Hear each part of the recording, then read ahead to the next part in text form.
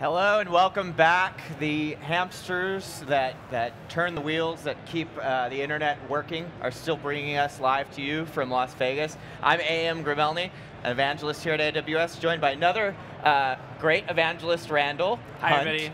And my friend Karthik and Nikhil here too from both the mobile team, right? But it's kind of turning into the client application team, I'd say, right? That's correct, that's correct. Yeah, we're going to talk about Amplify, the console, the new console that launched, and some features in AppSync.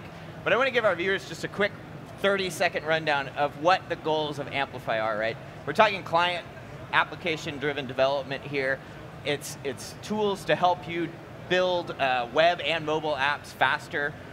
We've got a CLI tool that helps you spin up infrastructure in the cloud. We've got a library for a lot of the major frameworks on the web and iOS and Android that help you integrate with those cloud services, some pre-built UI. And we've got the new Amplify Console too, which is for deployment of these applications. It's super exciting, I love it. But I want to talk to you, Karthik, first about AppSync and the new features that we've added. What have we launched recently in the past 2 weeks? Well, maybe before we launch, what is AppSync at its core? Well, AppSync is a managed GraphQL service, so customers can define their schema and use AppSync to talk to any GraphQL resolvers like DynamoDB, Elasticsearch, or Lambda function. And we even launched support for serverless Aurora recently. Yeah. So with the Lambda function, you can really make it talk to anything. It's just code, whatever kind of resolver you want, right? Yes. That's pretty awesome. And then we launched some updates, right? Right. Two new features Yes, in the past 2 weeks. the two new features. So we launched something called as pipeline resolvers, and we launched support for serverless Aurora data API. Yeah. All right. It's pretty cool. So a resolver, an automatic resolver for serverless Aurora. Yes. So we manage the resolvers talking to the data API feature that serverless Aurora team actually launched recently. Oh, great. Yeah. So when we're talking GraphQL, like one of the hallmarks around GraphQL is working with data resolvers, right? And this is how it's different than a REST API in the sense that you can be pulling data from various different sources, some of which you just described. How does this work now with serverless Aurora? What's been done? What can we do now? So two things. What we support for serverless Aurora specifically is customers can, for their already existing serverless Aurora database, enable data API and then talk to, via resolvers, just by writing simple SQL statements, get data from their database. And they don't have to manage connection pooling. They don't have to manage like any infrastructure associated with managing connection pooling even. So all they have to care about is actually talking to their underlying database and what SQL statements that come with it. That's super cool. So we've got SQL covered with serverless Aurora and NoSQL covered with the already existing resolver for Dynamo. That's correct, yeah. What about these pipeline resolvers? Pipeline resolvers is like a new concept that we introduced. So previously, what customers would do is they would be able to run only a single operation against the GraphQL resolver functions. But if you want to enable more complicated scenarios like Delta Sync, what we added, the new feature that we added called pipeline resolvers enables them very easily. So what pipeline resolvers essentially is it enables you to run multiple operations in a logical sequence so that you can do more complex scenarios like authorization. And it also enables you to like share the abstract piece of function in each of those that is executing in the pipeline across multiple resolvers. That way you don't have to keep repeating the logic between resolvers. So you could write one auth resolver and put it in front of multiple other resolvers. Yep. And you only have to write one. Yes, that's right. Yeah. That's great. All right, so pivoting over to Nikhil. Hey. How's it going? How are you? It's going good. I'm happy. Happy to be here. I'm glad. I'm glad you're happy to be. If you had not said that you were happy to be here, that would have been awkward. So I'm glad you didn't make it awkward. Thank you.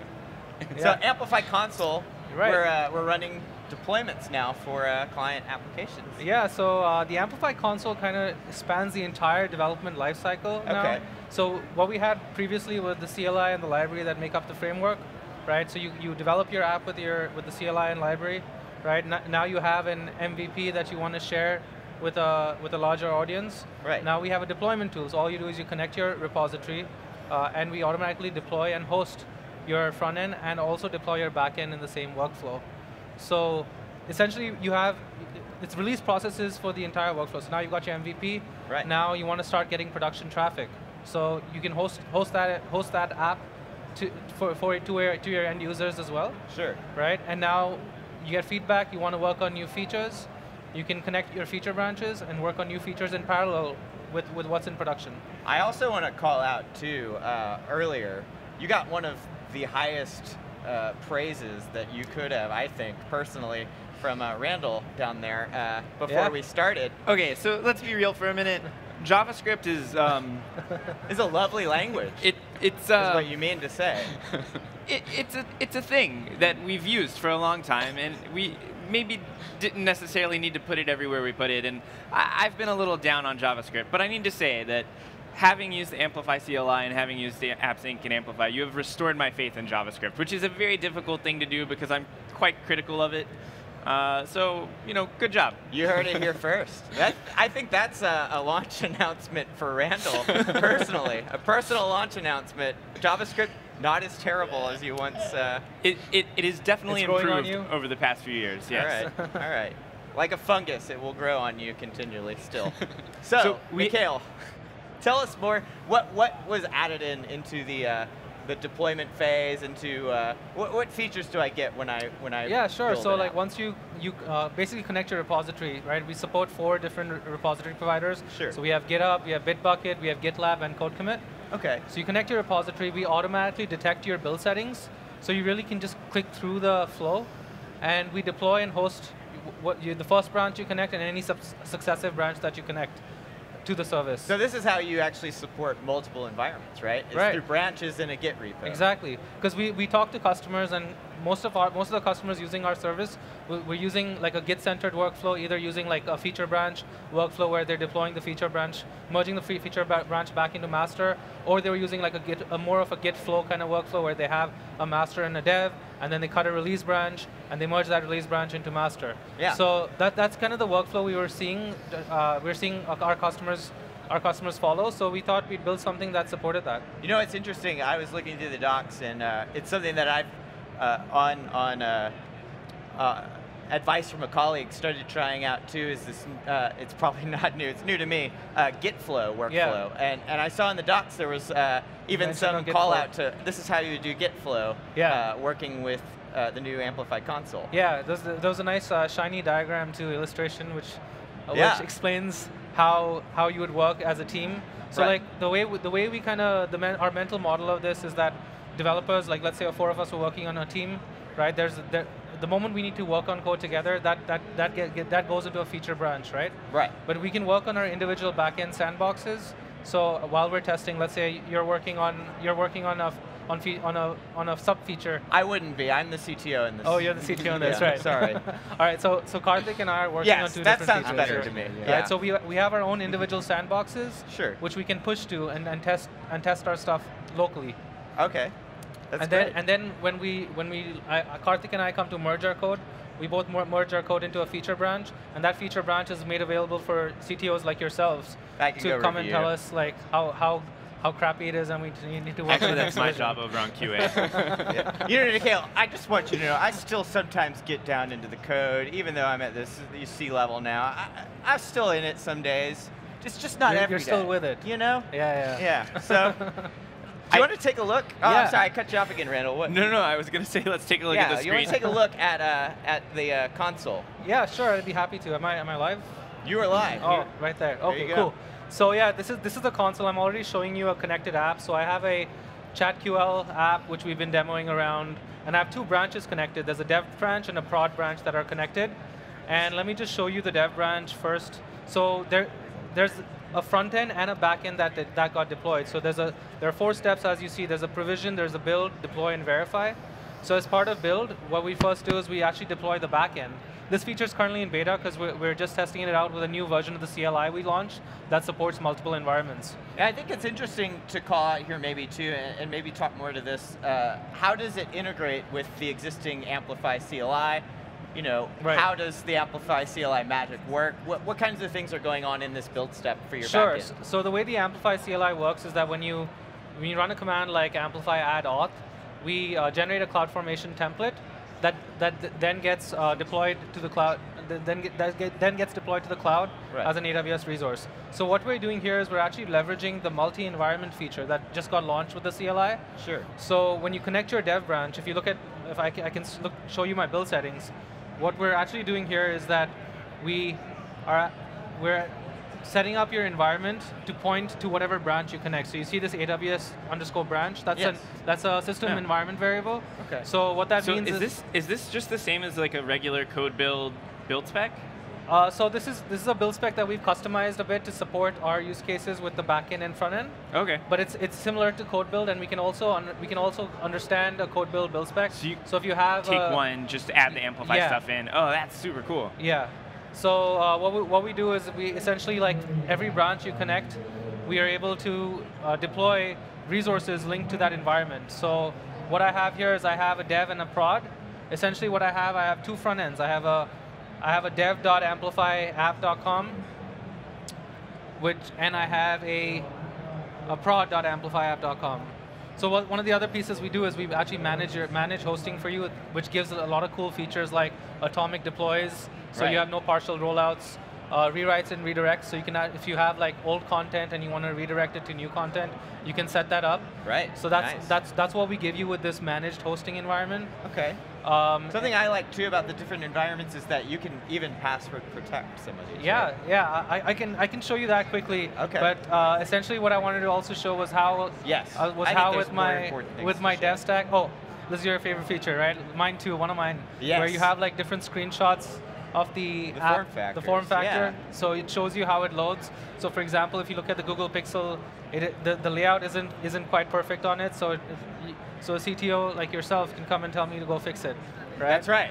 And get to work too, by the way. In about 2.5 minutes, you'll get back to work. Right. So I can quickly show you like how the password protection works as well. So I can set up a password for my branches. So let me just set that. And now we're working on this new feature that our CTO asked for that is top secret. So I don't want to share it with the world outside. So now when I open in a new tab, I get a basic auth screen that tells me that I have to sign in. Okay. And now I sign in. Oh, that's because I don't know my information. and there we go. Oh, great. Perfect. Yeah, and I mean, I just wanted to show like the backends that get deployed. So when you look at the backend step here, we're actually deploying a CloudFormation stack. So if I go into CloudFormation and I search for the stack, here it is. So this stack contains Cognito, there's analytics, there's a GraphQL API, and there's storage. Oh wow, nice. Okay, and these are all things that you set up through the Amplify CLI? Everything I set up through the Amplify CLI. Perfect. And these. The Amplify kind of front-end framework, it's providing you these components, these front-end components, right? Exactly. These UI components are pretty, like we have like with Authenticator a higher order component that you just, it's basically like a line of code and you get it up and running. And does it work with Cognito or does it work with any of the kind of OAuth providers you might want to use? So Amplify or OIDC, sorry. Yeah, it works with any OIDC provider. That's good job. And just to call out here too, the web frameworks that we're currently supporting. Let me see if I can do the list. Sure. Make sure I get them all. Yeah. React, my favorite. Vue.js, Angular, and now they're not really web frameworks, they're the mobile frameworks, but Ionic and React Native. Right. Am I missing any? Well, Ionic and React Native, so React Native specifically we don't support yet. For console. Right, for console. Okay. We support them for development. Okay. Right. And for console, what we also support static site generators like Hugo, Jekyll, Gatsby. See, I did miss some. You missed some, but it's good I got hear, him. I got him. You got my back, right? Always. Okay. So I wanted to go back to AppSync for a second. We have a couple questions from the Twitch stream, and one is from NYC Kid 80, who wants to know if there's any chance of getting an Athena Resolver anytime soon. Well, for Athena use cases, what you can do is today you can use a Lambda resolver to talk to your Athena database, and the other way that I can look at is, other way that you can actually get this is by using HTTP resolver, because they have SIG-v4 support. So you can actually talk to the vanilla HTTP APIs Right. Of Athena or whatever is your. There you go. And is there any way of doing like IAM SIG-v4 signed stuff through those APIs, or would you have to like write that code on your end? We provide you hooks to do IAM SIG-v4 signing. Yeah. That's nice. So I will say that if you keep requesting things, we do tell these people over here to go and build them. So just request it all the time on Twitter, and then email me, and I'll make sure that they at least receive the feedback. I have several feature requests, by the way. That's so unlike you, Randall. So unlike me to have a feature request, right? So I have a quick note that I wanted to share. You mentioned earlier about the new data API, the HTTP-based data API for talking to, I think it was Aurora, right? Yeah. And the reason that's important, I think, is when you think about Lambda and you think about the way that something like Lambda talks to all of these different databases, you have to put the driver on Lambda. You have to do a lot of logic around connection pooling, which doesn't really work in this large event-driven space, because you're basically saying, hey, for every Lambda, I want to make a net new connection to the database, even if you declare that instantiation of the database driver outside of the function code. So what a lot of people I've seen what they've been doing, and they've been building these like complicated Fargate run Nginx reverse proxies to talk to Postgres or to talk to something else, just so that they can do the connection pooling in one location. So this data API works a lot better. It actually ends up saving you a tremendous amount of effort from having to run to the separate infrastructure to just be able to make an HTTP call, run your query, get the results back. That's right, yeah. Well, the connection pooling is like a hard problem in serverless ecosystem, like you mentioned. So doing that in Lambda is like super hard, because even as you mentioned, if you instantiate the driver outside statically, it's still one connection that you can run in one Lambda function because of the model of serverless ecosystem, right? So with the data API, you don't even have to think about connection pooling. It just works. So that's pretty awesome. And I like that. And then we have a couple of other cool things that I found when playing with the Amplify console, is that it supports a couple of different static site generators as just the examples. So I have a Hugo website that's just my personal website. And Hugo is actually created by Steve Franzia, who was like my old boss back at MongoDB, like long time ago. So he created this framework, and then I was hopping around playing with the Amplify console, and I saw like you could start a Gatsby sample project, you could start a Hugo sample project. That was really like cool. You don't even need to get clone anything. You're just like, hey, make this for me. Yeah, one of the things we do is we actually detect the frameworks. Yeah, and it's been pretty well received, because we're able to detect like what your build commands are, what your output directory is. You pretty much point and click, and you have a website up and running. Right. That's pretty cool. Another thing I like about Amplify in general too is you're very active on GitHub. I see issues coming in all the time. I see people responding to them from AWS all the time. So is that generally where you push people to go if they want to learn more? I know there's a getting started page as well that we can highlight as well. But do you recommend checking out the GitHub? So like the Amplify framework is completely open source, so that's where we manage. We actually manage all our issues and roadmaps. So the multi-environment feature, for example, was a big ask among the community, and we actually had a proposal where we talked about what we're going to do. And then when we were working on the new feature, the new feature branch was available for anyone who was curious to test it in the early days. It's always cool to see. Thank you for testing in the early days, by the way. It's always cool to see what service teams are working on out in the open, right? Yeah. It's pretty neat. Yeah. I think that's pretty nice thing that the Amplify team's doing. So on that note, where do I learn more about AppSync and Amplify? Well, you can get started with the developer guide that we have. And if you go to the AWS console, the AppSync console, you can actually quickly get started, like within 2-3 minutes, spin up a sample API and like play with it. Sure. And then for Amplify, you just go to amplify.aws. Perfect. And you can get access to both the framework and the console through there. Great. Thank you all. I appreciate it. Stay tuned. We've got more coming for you. Thanks for coming on. Thanks. Thank you.